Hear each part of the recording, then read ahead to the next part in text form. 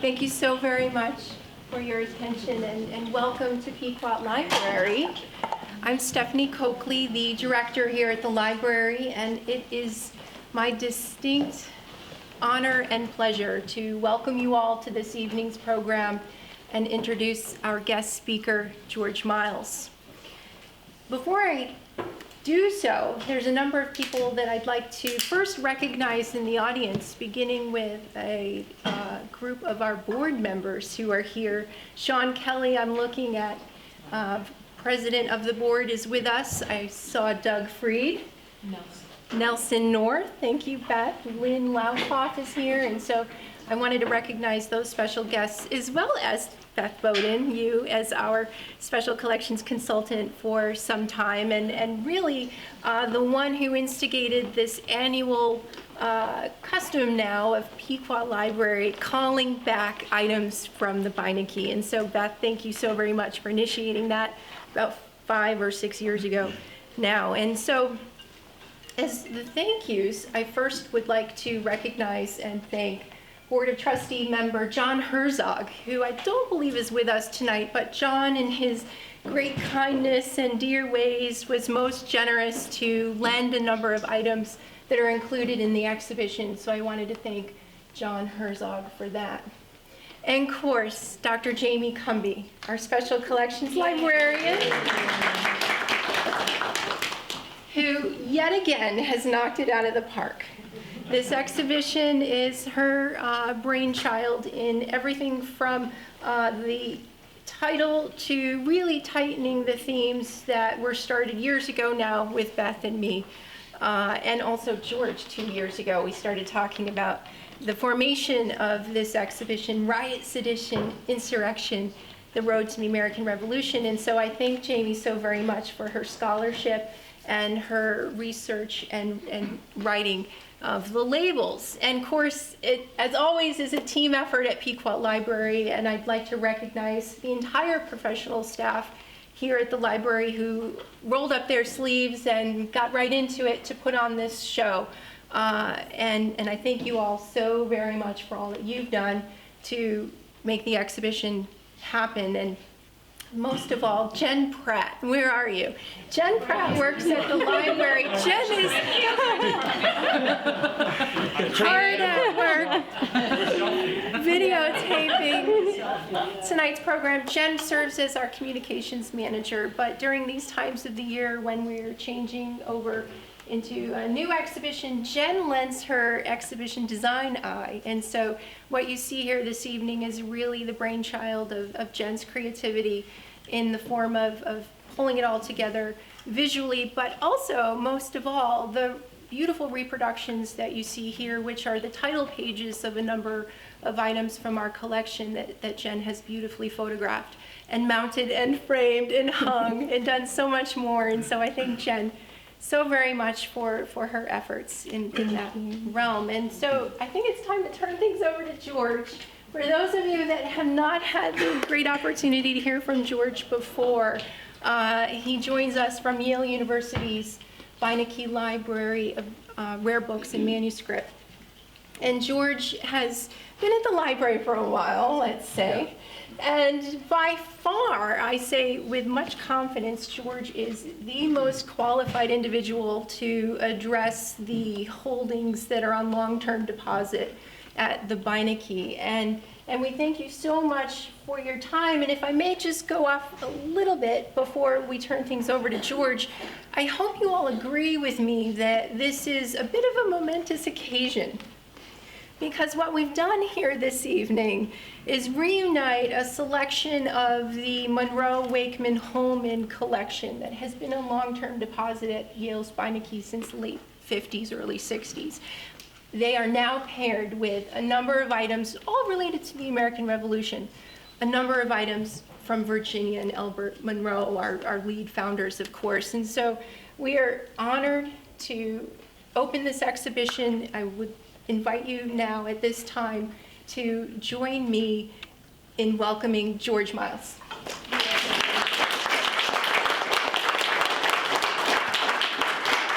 I want to thank Stephanie for the invitation to speak, and I want to congratulate Jamie on an outstanding exhibition. I'm going to talk for about 20 minutes, and Jamie's going to keep me honest because I'm an Irish filibuster, and if we're not careful, midnight will come and I'll still be speaking. So Jamie's going to keep me honest on that. I hope I'll leave some time for questions as well. I want to point out a few highlights and talk just a little bit about some unusual things that are on exhibit before I talk more specifically about the theme of Riot, Sedition, and Insurrection. And a couple of these are things that Jamie had the good intuition and insight to think would be interesting to share. One of the things that you'll find me doing today will be suggesting that in some ways 1770, 1776, 1787 seemed like a very long time ago. And in some ways, it's just yesterday. And some of the themes and some of the issues and some of the things that get produced back there in the 18th century have extraordinary echoes with what we're experiencing today, even with a very different technology. So in the front case, and I'm not going to try and walk people over to these things, but I'm going to sort of tease you where they are so that you might go either later tonight or come back and go through this exhibit carefully and spend some time with it. The far end of the case, there's a little broadsheet, tiny piece of printed paper. It's from a London coffee house in 1727. And it's just a rough kind of form. And down the left column, there are a few cryptic references. And if you don't have a background, they'll puzzle you. They puzzled me until Jamie kind of helped me understand exactly what they were. But the one that kind of gives it away is there's a little line for South Sea. So in the days before E-Trade, okay, if you wanted to trade stocks, okay, in London, you often went to coffee houses. Okay, they were near the docks. They were near shipping. They were near commercial houses. And this is a little piece of paper that would have been printed up and available in some kind of bulk to be used during the course of the day. And this one's filled in manuscript. So it's showing the changing prices for different securities, different instruments of debt and finance, all the way back in the early 18th century. It's very much the beginnings of the modern financial market. And it comes from John Herzog's collection, and I think is really quite a wonderful little piece to see and explore. In that same case, there's also a wonderful copy of an early edition of Common Sense. Thomas Paine's January 1776 publication that kind of is credited, I think, appropriately with really moving the needle on determination to declare independence. That to say these efforts to reconcile, to find accommodation aren't going to work.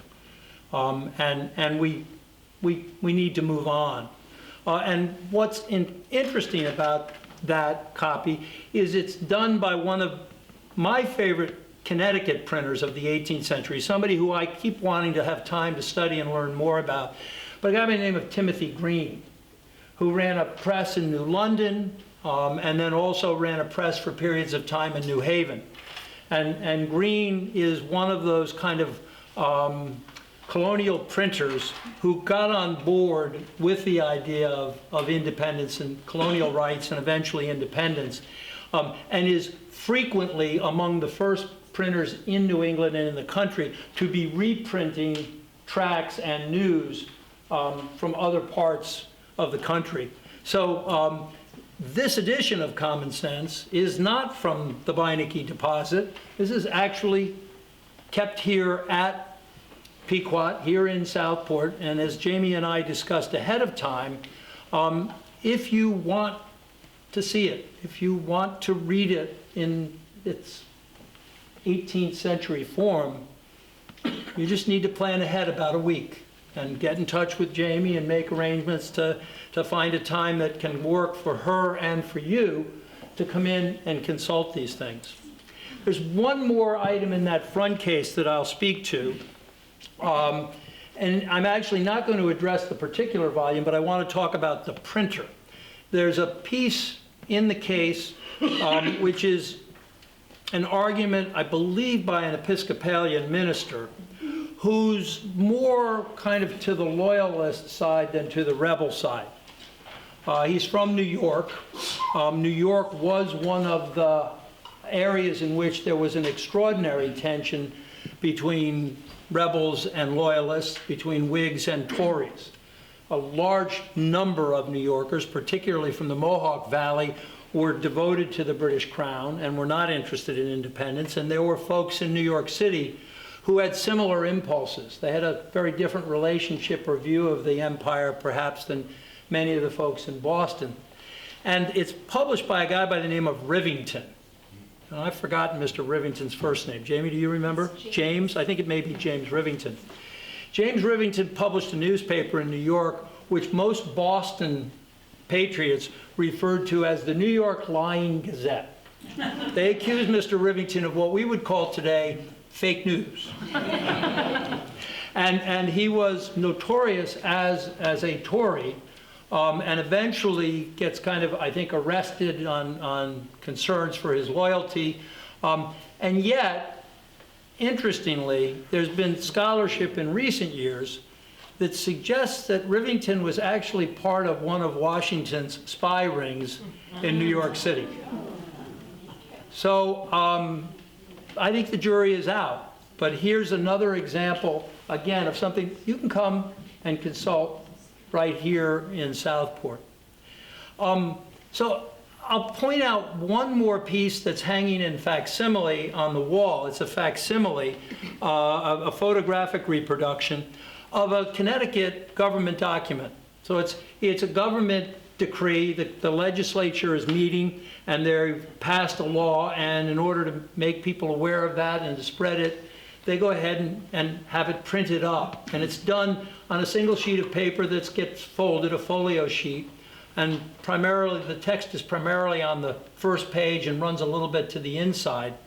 And it is basically a call for all of the towns to provide their troops.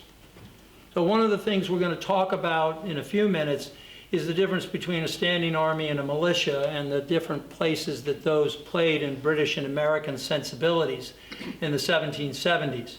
But by and large, the revolution was fought by militias, by the various colonies organizing army units from each community. And here, on this particular copy, which is here at Pequot, what really grabs my fascination is the same as grabbed Jamie's, which is on the back in iron gall ink that's beginning to eat its way through the paper, unfortunately. You can see the people from New London doing the calculations as to how many troops they've already got and how many more troops they need to find and how much this might cost. So from the point of view of a rare book librarian, oftentimes we're not uninterested in the words. Thomas Paine's words are really important. We want to read that text.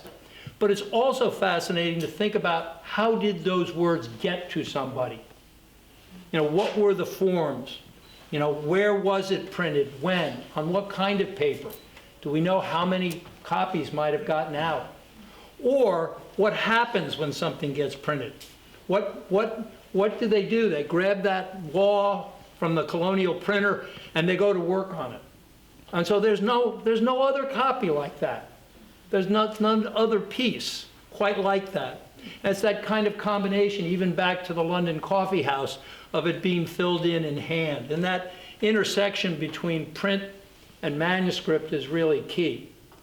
The other intersection I want to talk about a little bit today is the intersection between orality and print, between speech and page of text. And to do that, I want to focus on the Boston Massacre, which is one of the interesting elements of this exhibition. In March of 1770, Boston is an occupied city. in the sense that the British have sent army units to live in Boston. And they're forcing Bostonians to quarter them. And by the 1770s, most British politicians, and probably a large part of the British population, had grown accustomed to the idea of a standing army as being part of what an empire needed. Britain had been fighting many wars in Europe. It had interests it wanted to protect. The idea of a standing army wasn't necessarily a bad idea in the minds of most British politicians. But in North America, the British colonies had been founded in a different environment, been founded in a 17th century in which the idea of a standing army, sort of immediately lent thoughts of despotism and overreach by the king. And so in the colonies, it was always a militia. You raised troops as you needed them for whatever event was going on. Everyone of a certain age ought to be prepared for service, but that wasn't who you were. You weren't a professional soldier. And so in Boston, there's an extraordinary tension going on. And patriots and people that we would now call patriots are particularly troubled by the army. And in early March that year, as winter continues and Boston is covered in snow, it's tense times. There are these conflicts that are happening on the street. And I think of, without overstretching this, you think about the conversations we have today about urban policing and all of the challenges that might go into that. And here you have these troops who are not from Boston. Most of them are British troops. They're not Massachusetts people. They think these people are insurrectionists. They think they're troublemakers. They probably think they're bumpkins, these colonists. But from the point of view of the colonists, these troops are just kind of the tip of a spear. They represent the threat of despotism. And you've also just got, they're all young. You've got, Boston is a crowded city. If you think about, I kind of wish the one thing maybe to add to this exhibit to appreciate Boston at this time would be a map that reminds you how narrow Boston Neck is and how big the Charles Basin is at that time. Boston is a peninsula and almost an island.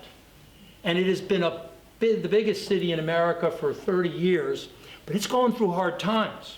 Its population hasn't grown since the 1740s, okay? There's all kinds of class tensions beginning to rise.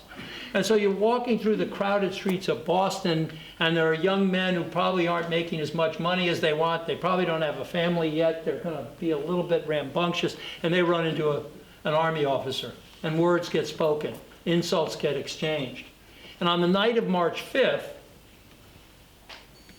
what we know is that 4 people are shot by British troops and killed, including a Native American, African American, Crispus Attucks, who's one of the 3 people killed that night. I think the 4th person dies the next day. Well, if you try to understand that event and really try and figure out exactly what happened, good luck, okay? It was hurly-burly, and everybody had a story, okay? But there are dead people in the street, and the troops did shoot them. Were the troops acting in self-defense? Were they threatened? Lots of people said there were people throwing snowballs and sticks at them. Or did the troops pick a fight? Did they come out of their barracks and kind of bum rush people down the street and try and antagonize them so they would throw stones? Did the commanding officer order them to fire or not? So the troops get arrested, and they've got a real crisis. What's going to happen? Thomas Hutchinson, who was the governor at the time, okay, was a native Massachusettan, but he was heavily invested in the idea that the British Empire and being British was the highest accomplishment of man. He greatly believed in the British Constitution, and he worried that people like Sam Adams and John Adams and Joseph Warren didn't appreciate all that they had, and that the rabble of Boston threatened all the good of the British Empire. But Hutchinson is the governor, and they call him out, and he comes to the scene. And here are these people dead in the street, and he goes up to the officer and he sort of says, "How did this happen? You're not allowed to act unless I order you to," firmly in British law. So you got a crisis. Quickly, within the next week or two, both the British officers and the town officials in Boston worked to try and put a narrative together out of all the conflicting evidence that's come. And in the case here, you will see two accounts. One refers to the unfortunate occurrence. The other refers to the horrid massacre. I think you can probably guess which side produced which. Each side is gathering evidence, okay? What is one of the interesting things that gets into the question of print culture and transatlantic exchange at this time is that the Horrid Massacre pamphlet, which is put together by Sam Adams and his colleagues on the sort of the town meeting in Boston, is not aimed for local consumption. It's printed up with the express intent of sending it to Britain, sending it to key allies in Great Britain, people they hope would be sympathetic to their cause, and also to some of the people, some Americans who are in Britain, to try and inform them. We want to be careful about inflaming the situation. As horrified as they are about this event happening, they recognize that it could be something that works against them. They're not ready to go to revolution yet. At the same time, they want to try and keep the heat on the crown. They want to try and achieve something. So here are these two pamphlets. And the military's version, the kind of the government version, I think probably is circulated both in London and in Boston because it's trying to do a soothing one. Okay, so it's really kind of cool pieces that are here from Beinecke for the course of this exhibition. So this happens in March of 1770. Troops are arrested. Trial needs to be held. And one of the challenges is, well, what do you do? How do you manage this? What's justice in this circumstance? And again, the irony is that in the town, there's a recognition that we have to tread lightly. And so while certain officials in town find the lawyers who are going to prosecute the case, okay, they're also trying to make sure that they do a decent job of finding lawyers to represent the soldiers. So in the end, John Adams gets drafted to defend the commander and then to defend the individual soldiers.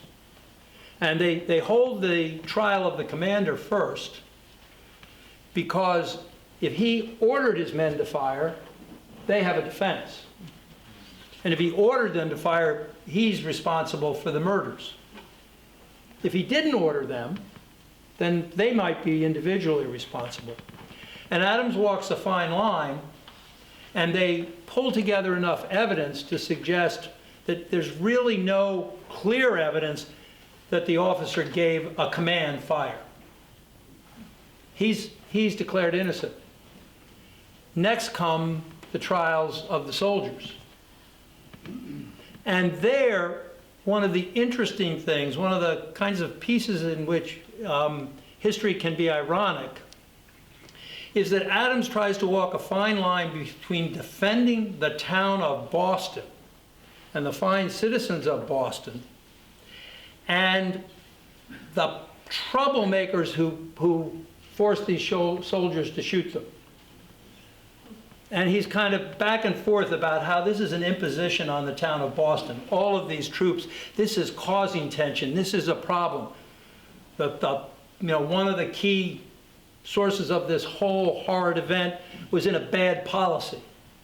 But at the same time, that night, there were some people there who forced that incident perhaps to happen. So he's looking to kind of get a self-defense for the soldiers.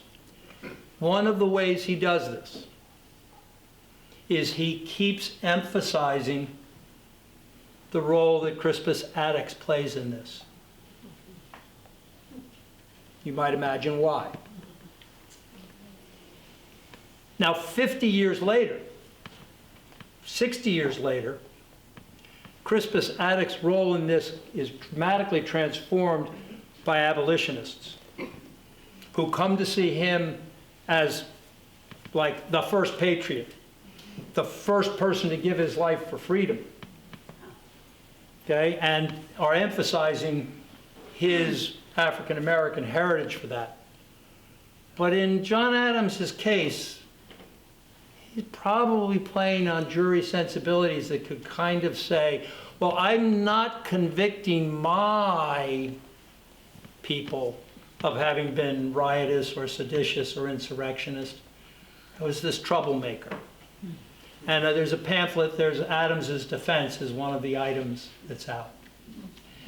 Now, I want to finish by talking a little bit about the orality and the print, and to talk about memory, and to talk about the challenge of making sense of what was a chaotic event that even today, no amount of research is actually going to help us know exactly what happened that night. So what's going on in the immediate aftermath of that, as in the immediate aftermath of so many horrific events in our own experience, is people try to tell a story. You have facts, but facts by themselves, you have a hard time remembering. They don't necessarily have a significance. So it's that question of narratives. And as I suggested earlier, that's what both the military and the town fathers start to do in their first publications. Okay? But in Boston, in the following months after the trial, and in the years afterwards, March 5th is every bit as important as 9/11 might be to us. The next spring, when the town government has its spring meeting, which actually happens in April that year, they decide that they should have a public lecture or talk, an oration, commemorating what had happened the year before. And so a talk is given by Reverend Lovell.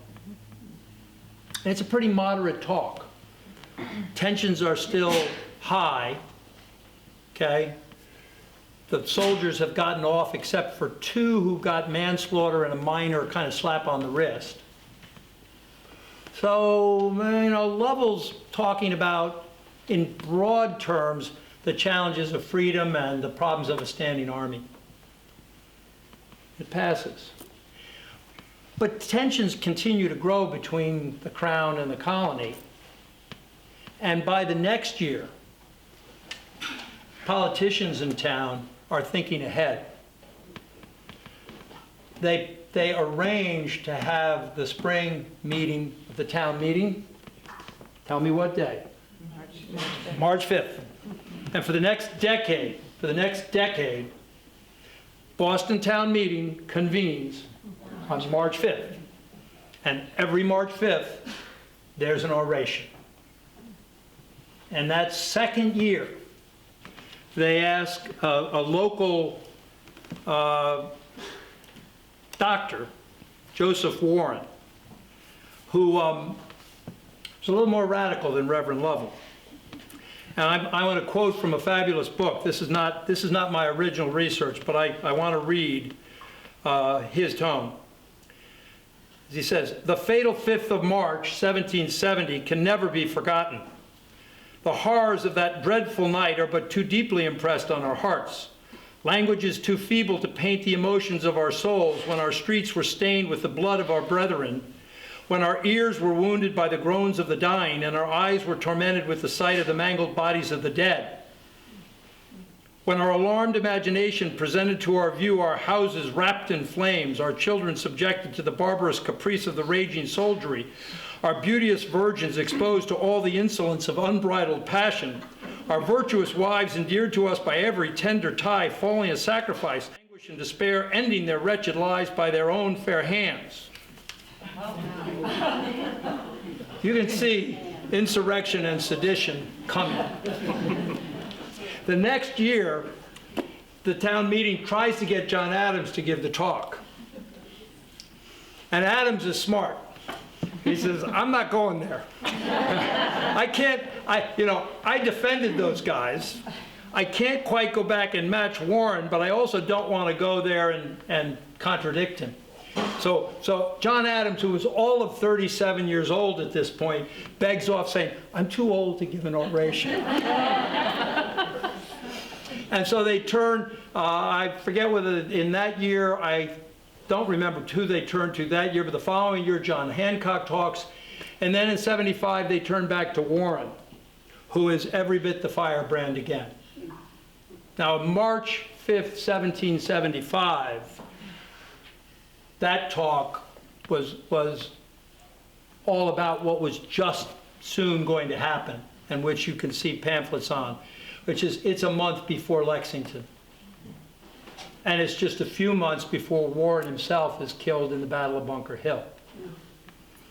So here is this combination where every one of these talks is quickly printed up and distributed certainly throughout Boston and probably creeping outward. But in many, many ways, this is still the story of one town and its own kind of insular culture where the audience, the main audience for all of this, is sort of within that town. It's interesting to observe that so many of us know Paul Revere's famous print or image of the Bloody Massacre. But the evidence is that nobody copied that in the rest of the colonies at that time. It just never got out of Boston. And if you look at almanacs from the 1770s, the early 1770s, Massachusetts almanacs all mark the March 5th date. But you don't find it in almanacs from New York or Philadelphia or Baltimore or Virginia. It's very much the story of that kind of intense urban environment. And as I suggested earlier, I find eerie or interesting reminders of how hard it is to sort out violence and how hard it is for a culture to kind of work through that in ways that move it forward. And the pamphlets here that Jamie's pulled together are a wonderful opportunity to think about how, back in the 1770s, our colleagues, our ancestors, our fellow countrymen across time tried to wrestle with that for all kinds of purposes. Thank you very much.